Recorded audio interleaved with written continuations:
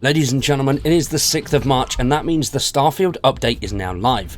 Now, the Starfield update is absolutely massive. This is one of, if not the biggest update when it comes to fixes and gameplay improvements. Now, this update is currently only in Steam beta before going live for all players, but will be coming to Xbox relatively soon. Hopefully nothing major crops up from this update, doesn't cause any issues, and then it'll come to Xbox a lot faster. But going off the previous schedules, it's around about a week and a half to 2 weeks, providing there's no issues with the update on the Steam beta branch.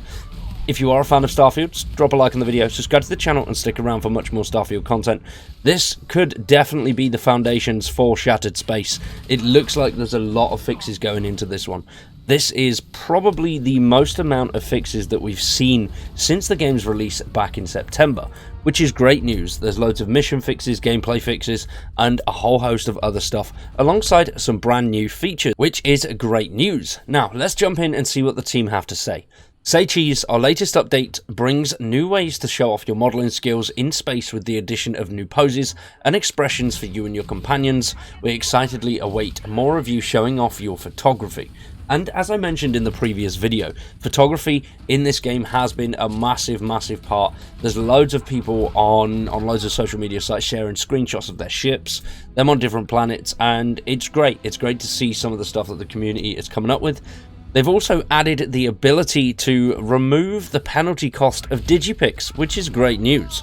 Digipics and the actual mini game of lockpicking in this I find really enjoyable. Now, beforehand, when you were digipicking, it would cost you a lockpick if you got it wrong and wanted to remove that previous step. Now they've removed that, so it doesn't cost you a digipick, which is great, and the minigame now will last a little bit longer, and you're not going to be buying as many digipicks as you can possibly get your hands on, which will save you a little bit of money.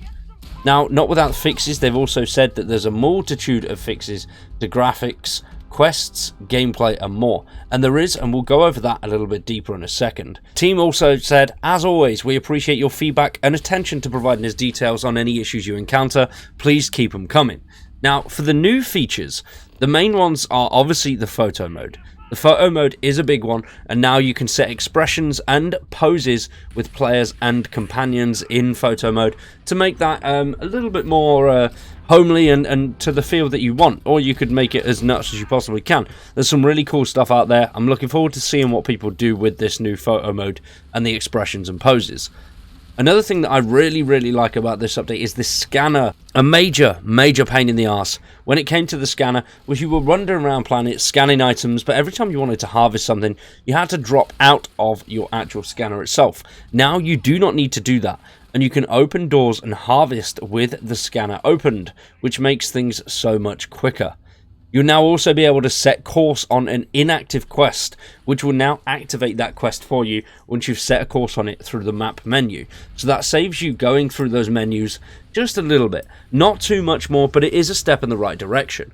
The menus obviously were a big criticism of the game. The amount of menus that you have to go through just to do some of the simplistic things was a little bit tedious and did take away some of that realism.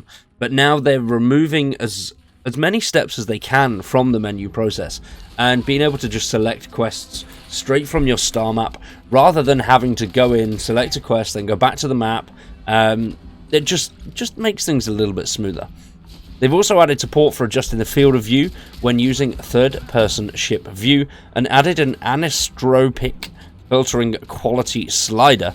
Now, I don't know what that is, but they've added it, so there we go. So obviously, as we mentioned, removing the digipick cost for undoing the security minigame, and added an autosave when fast traveling from a planet's surface to orbit. They've also updated the ship UI to perform more smoothly at higher frame rates. Now, for the major features, that is it. There's no new features yet, but as I did mention the other day on Steam DP, some things have been added to Starfield. An app has been added, so that could be Shattered Space. And the groundwork that they are doing here with this update and the amount of fixes and improvements that have gone into it, it's not just fixes. They've done all sorts of stuff with the artwork and the terrain to make things look and feel more complete, and not like there was a few little bits missing. So if you do come across any issues, do report it to the team, because it looks like they're working on those. Now, I do have a feeling that within the next few days we could see an announcement of Shattered Space. With this update out there, I reckon if this goes well and comes to Xbox, once that is done, we will see an announcement for Shattered Space, because things are going well, and there are a hell of a lot of issues that we did see before this update, and having to read through these patch notes, as you can see in the background, they are absolutely massive. There are so many fixes, but going through them, it does seem like there's a massive push on getting the game in as good a state as possible, hopefully bringing back a few players and to check it out and enjoy it a little bit more now things are fixed. I have had a little bit of playtime since things have been fixed, and obviously FSR3, I did notice some massive performance upgrades there. The expressions and poses and the scanner, definitely a brilliant new feature that make the game feel much smoother when playing. For the artwork fixes, there is an insane amount of those, coming in at the top with over 170 fixes. And that's to things like invisible terrain, things clip in, and the terrain gaps, and things like that, such as floating items, and just bits and bobs that wouldn't allow you to get to places, or there was gaps in an area which you could fall through the map. And they've also fixed some gaps in terrain, so you couldn't jump through them to go around areas to get certain bits and bobs. And something that is really annoying, the display cases for spacesuits. Well, that little gap that you used to peer through and steal the suit, that is now gone. So unfortunately, you are going to need to use a digipick. But with the now digipick cancellation feature, that means you've got extra picks, which is always great news.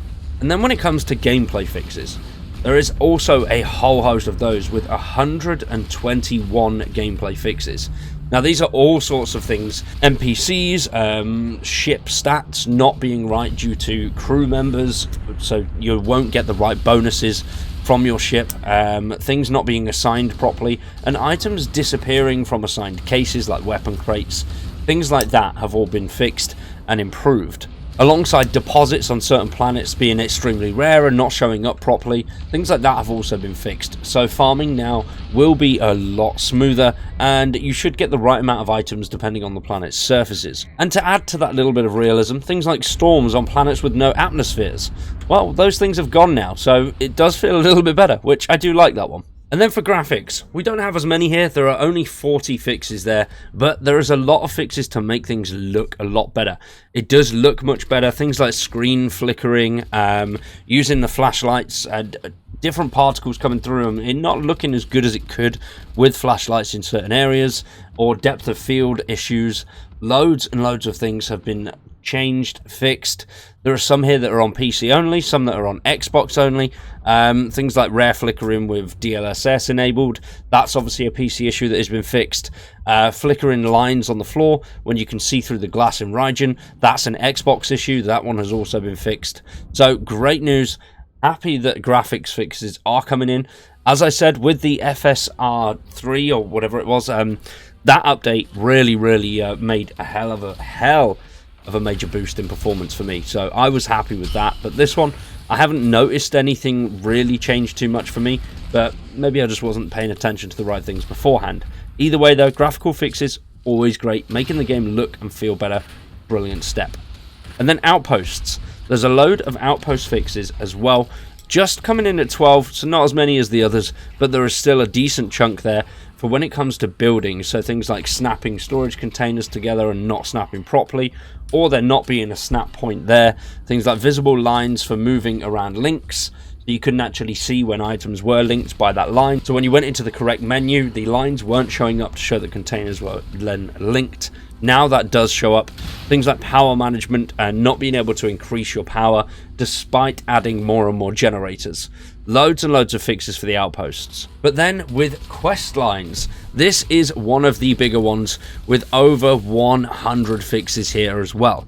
Now a lot of these are obviously quest based, so there will be spoilers, so I'm not going to read them out, but there's fixes for quests like A Break at Dawn, Absolute Power, All That Money Can Buy, Back to Vectera, Back to the Grind, Background Checks, Bare Metal, Bone Dry, Breach of Contract. There is loads and loads of fixes for the missions on there. If you do want to see them in full, the link will be in the description down below if you want to know if one of your missions has gone tits up. There's also a small amount of fixes to save and load issues, where issues could not be such as base items not spawning in after loading, or items being missing, or certain things disappearing and moving places after loading a save. So little bits like that when it comes to the saves that were just a little bit more annoying, where you'd just have to redo the same process a couple of times after loading in a save. Things like that have been fixed, so it should be more enjoyable to jump in now, not have to go through the same process over and over again, which is great news. And then we've also got some ship fixes, where New Atlantis would follow the player's ship, which I remember seeing that one when the game first launched. It's good that they've actually fixed that now, just, you know, a few months late, but they've got there. Loads of improvements to text and localization, as well as over 40 fixes for the UI as well. So, as I mentioned, this update is absolutely gargantuan. Size-wise, it's not that big, it's only 740 megabytes, but there is a lot of gameplay fixes in here to improve the core game. So that does lead me to believe that once they've done this one, and we haven't heard too much from them, Shattered Space is on the horizon, and I'm very, very excited for that one. But what do you guys think? Are you excited for the future of Starfield? After seeing this update, I know I am. Let me know your feedback down below. Has this update done a lot for you? Has it made the game much better? Has it improved much at all? Let me know down below in the comments. For now, though, I've been Cowboy. You've been awesome. Thanks for watching, and we'll see you in the next one.